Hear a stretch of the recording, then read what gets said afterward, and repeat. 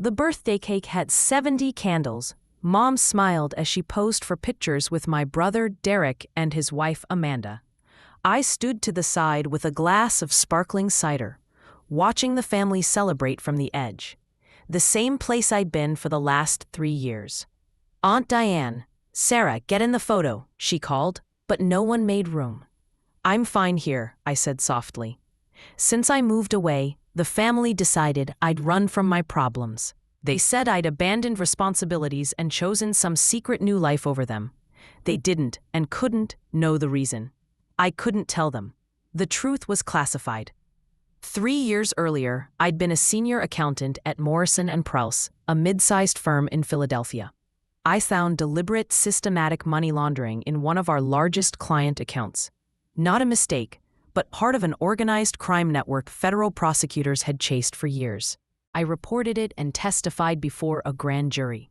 After that, I became a protected federal witness under the U.S. Marshals Service Witness Security Program. It wasn't a full identity change. I didn't need a whole new life, but I did need protection.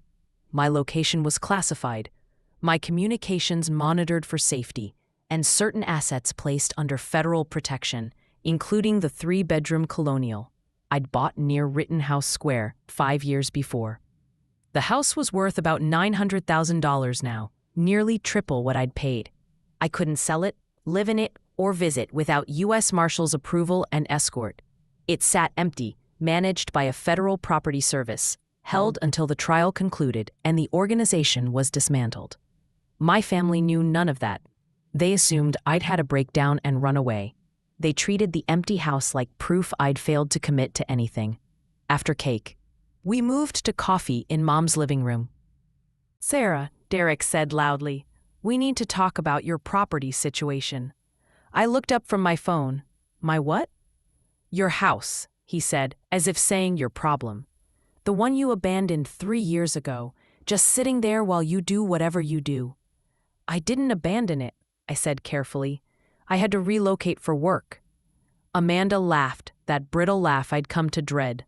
"You mean that mysterious job no one's allowed to know about? The one that pays so little you can't even come for the holidays?" "I'm here now," I pointed out, after missing 3 Christmases, 2 Thanksgivings, and Mom's last birthday. Derek's reply was swift. "You show up for one party and think that fixes everything." Dad set down his cup. "Derek, what's this about?" Derek pulled out his phone and held up a real estate listing. "Your empty house is sold. I found a buyer, negotiated a great price, and closed the deal. Last week. Someone had to pay your debts and handle your responsibilities." The room went quiet. Photos of my house, my porch, living room, kitchen, flashed on his screen with a sold price, $875,000. "You sold my house?" I asked slowly. "I handled your abandoned property," he corrected. "It's been empty for 3 years. You weren't paying taxes or maintaining it. The HOA threatened liens. I did what you should have done. I took responsibility." "How?" I asked, a coldness creeping in. "How did you sell a house you don't own?" "Power of attorney," Amanda said proudly. "Derek got it signed 2 years ago when you were barely talking to us. You gave him authority to handle your Pennsylvania affairs." "I never signed any such document," I said quietly. "Sure you did." Derek showed another photo, a notarized document with my signature. "You were so scattered back then, you probably don't remember." The image on his phone showed a signature that looked like mine and an official-looking notary stamp dated 18 months earlier, a time when I'd been in protective custody in another state and unreachable by the family. "That's not my signature," I said. "Oh, come on," Derek rolled his eyes. "Don't start making excuses. Classic Sarah. Avoid responsibility. Blame everyone else." "Where's the money?" I asked, trying to stay calm. "What money?" he asked, then explained. He'd used $200,000 to give Mom and Dad something for years of support. The rest covered taxes, HOA fees, maintenance, and legal costs. According to him, there was about $50,000 left, which he presented me in an envelope as a gift for coming to the party. I didn't touch the envelope. You forged my signature, I said quietly. You sold a house you had no legal right to sell. You took nearly $900,000 that wasn't yours. You expect thanks? You ran away from your life, Sarah. Derek snapped. You left everything. I stepped up. I did what needed to be done. Derek did us all a favor, Uncle Mike added. That house was becoming an eyesore. He protected your investment. He committed fraud, I said. The room protested. Don't you dare, Mom said, tears forming. He's been here, present, taking care of things while you were off living your secret life. You wouldn't tell us anything, Aunt Diane said. You show up once a year if we're lucky. Now you complain that Derek handled your abandoned property? You should be ashamed. It wasn't abandoned, I said. It was being maintained. Taxes were paid, mortgage current. Someone was looking after it. Who? Derek challenged. Because I drove by and it always looked empty. No cars, no lights. That doesn't mean abandoned, I said. It means you weren't there, Amanda cut in. You left it behind, like you left us. I want to see the sale documents, I said. Why? Derek narrowed his eyes. So you can try to undo it? The sale is final. Sarah closed. Done. New owners take possession next week. I want to see them, I repeated. No, Derek said. You don't get to waltz back into our lives after 3 years and make demands. Hire a lawyer. You can't afford a lawyer, he added, because you pissed away your career. My phone had been vibrating for minutes, standard for the monitoring the marshals required. The service logged every entry. My biometric watch monitored stress. I glanced at the family. Mom, Dad, Aunt Diane, Uncle Mike, cousins Josh and Emma, all looking at me with disappointment, certain Derek had done right. My phone buzzed again. The doorbell rang. Emma went to answer. A male voice. U.S. Marshals Service, we need to speak with Sarah Mitchell immediately. The living room fell silent. Emma returned pale. Sarah, there are federal marshals here for you. I'll handle it, I said, standing. 2 men in suits entered. I recognized Deputy Marshal James Walsh, my primary contact for 3 years. The other was younger, hand near his hip as if armed. Miss Mitchell, Walsh said, professional but concerned. We need to speak with you now. What's going on? Dad demanded. Why are federal marshals at my house? Sir, stay seated, the younger marshal said firmly. Everyone stay where you are. Walsh focused on me. Our property monitoring flagged unusual activity at your Philadelphia residence. A sale was recorded. Can you explain this? I didn't authorize any sale, I said. I haven't been to that property in 3 years as the program requires. Derek went white. Program? I sold the house because she abandoned it. I had power of attorney. Power of attorney, Walsh's voice sharpened. Call it in. Possible federal property fraud, witness security violation, unauthorized access to protected assets.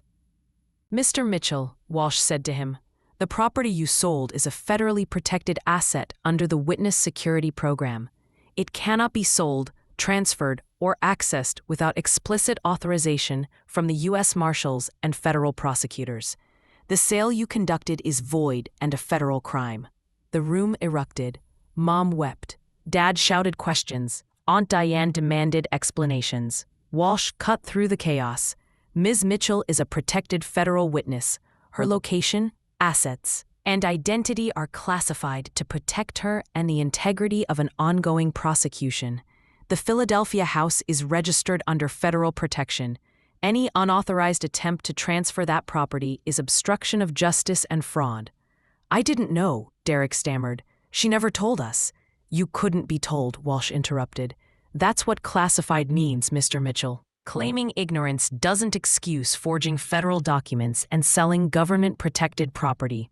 Derek insisted he had power of attorney and showed the document. The marshals examined the image for a few seconds. This is fraudulent, Walsh said flatly.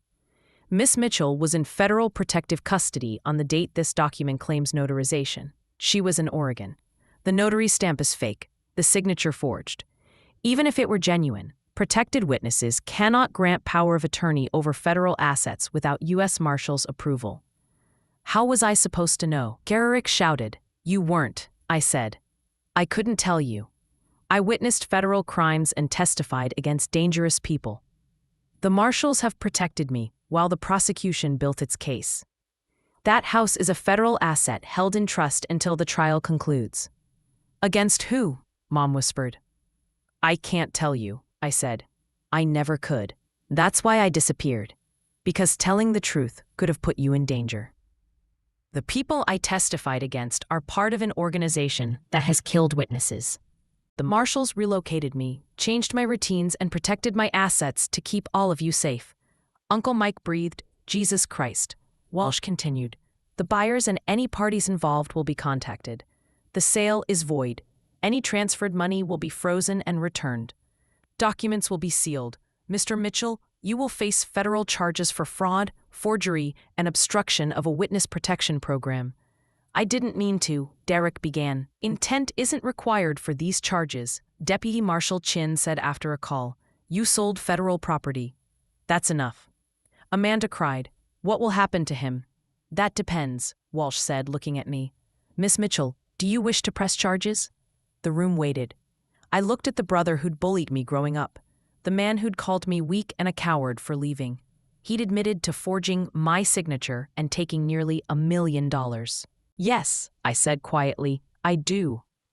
"No," Mom screamed. "He's your brother." "You committed federal document forgery and fraud," I said. "You sold property under federal protection and potentially put my safety and the prosecution at risk. If the people I testified against had traced those records, they could have found me. Family doesn't steal from family. Family doesn't forge signatures. You tried to take what you thought was mine and decide what to do with it." Derek whispered. "I didn't know." "You didn't ask," I corrected. "You didn't try. You saw an opportunity and took it. You didn't call me. You assumed I'd abandoned everything." Dad pleaded, "We're family." "You can't do this to family," I said. "You can't sell what isn't yours. You can't decide to give away someone else's life. That's not family. That's theft." Walsh produced handcuffs. "Derek Mitchell, you're under arrest for fraud, forgery, and obstruction of justice in connection with a federal witness protection program. You have the right to remain silent." The room collapsed into chaos. Amanda screamed. Mom sobbed. Dad accused me of being heartless and a traitor. I stood quietly as Walsh cuffed my brother and escorted him out. "Miss Mitchell," Deputy Marshal Chin told me, "we need to relocate you immediately. This incident has compromised your current security. Pack whatever you brought. You're coming with us." "I understand," I said. "Sarah, don't do this," Mom begged, clutching my arm. "Don't take him away. He made a mistake. He didn't know." I gently removed her hand. "He saw an opportunity to profit from what he thought was my failure, and he took it. That's not a mistake. That was a choice." "You're destroying this family," Dad said, voice shaking. "No," I replied calmly. "Derek destroyed it when he committed federal crimes. I'm only allowing the consequences to follow." I followed Chin out, leaving Mom's birthday party, the uneaten cake, and a family that had never understood why I disappeared. In the government SUV, Walsh glanced back. "You okay?" "I'm fine," I said. "That was your brother." "I know. This is going to be all over the news. Federal witness's brother arrested for fraud. It'll complicate the trial." "Will it compromise the case?" I asked. "No, the case is solid," he said. "But it will bring more media attention and make things harder for you than the last 3 years." We were driven to a safe house in Delaware, an unremarkable townhouse that would be my temporary home until the trial finished in 4 months. Chin and another marshal swept the place, while Walsh explained new security protocols. "Your brother will likely take a plea," Walsh said. "Federal charges, clear evidence. He's looking at maybe 2 to 5 years, depending on the judge. Prosecutors take witness protection violations seriously. The money is frozen. The buyers will get their $875,000 back. Your house is still under federal protection. The only thing that changed is Derek's freedom." I nodded.